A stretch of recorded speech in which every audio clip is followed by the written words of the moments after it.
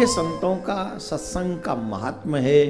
संसार वाले तुम्हारा मन संसार में लगा के रखते हैं और ये संत महात्मा तुम्हारा मन भगवान में लगा के रखते हैं।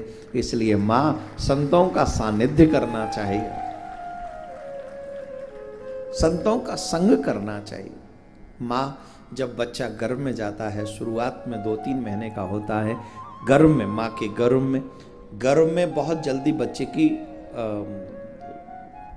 वो बच्चा गर्भ में सरवाइव नहीं कर पाते, दुख पाता है बहुत ज़्यादा। छोटे छोटे कीटाणु होते हैं, ये सब उसे खाते नोचते पीते रहते हैं,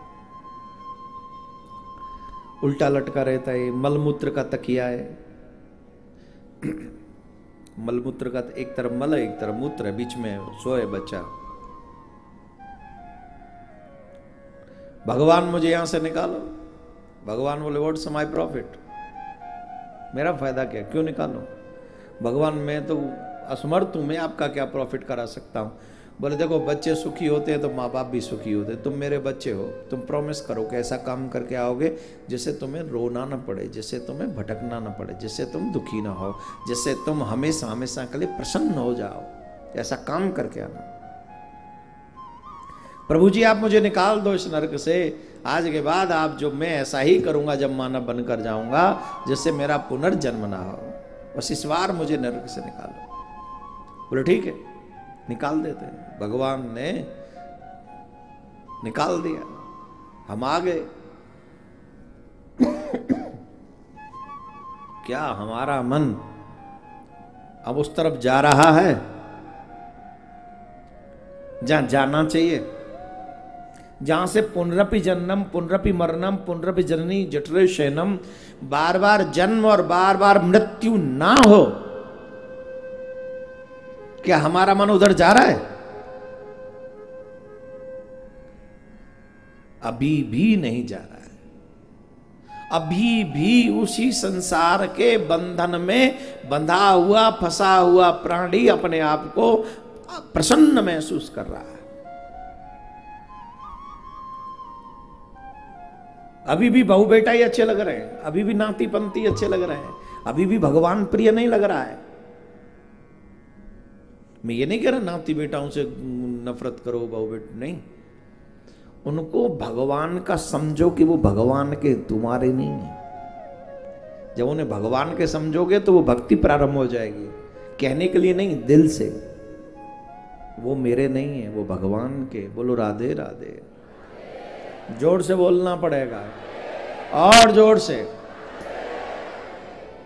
तो मां संत ही हैं जो हमें भगवान के प्रति जागरूक करते हैं और भगवान के प्रति हमारा मन भगवान के चरणों में लगा देते हैं। बोलो राधे राधे।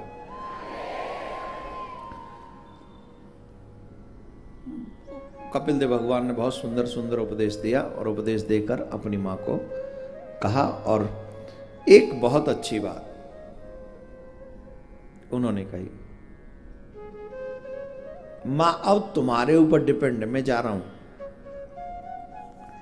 मैं जा रहा हूं, अब ये तुम्हारे ऊपर निर्भर है कि आप क्या सोचती हो। मेरा पति छोड़ के चला गया, मेरा बेटा मुझे छोड़ के चला गया, मेरी बेटी अपने अपने ससुराल चली गई, मैं अकेली रह गई, ये सोच के या तो नरक में चली जाओ,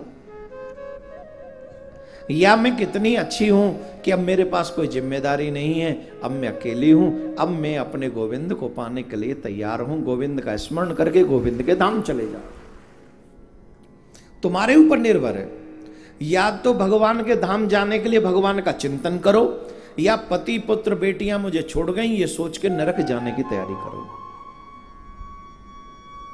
आप सबको एक बात कहूं, मैं इस संसार में सबके जीवन में अच्छाई और बुराई है,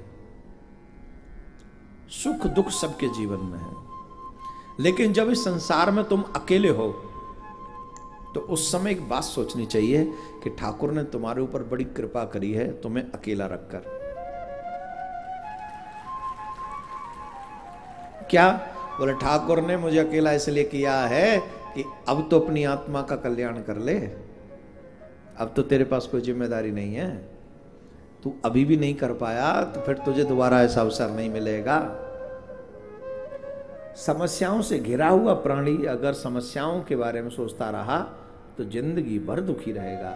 और समस्याएं अगर नहीं सुलझ रही हैं तो एक ही बात है, प्रभु तू जाने तेरा काम, अब मैं तेरा हूं और तू मेरा है, बस।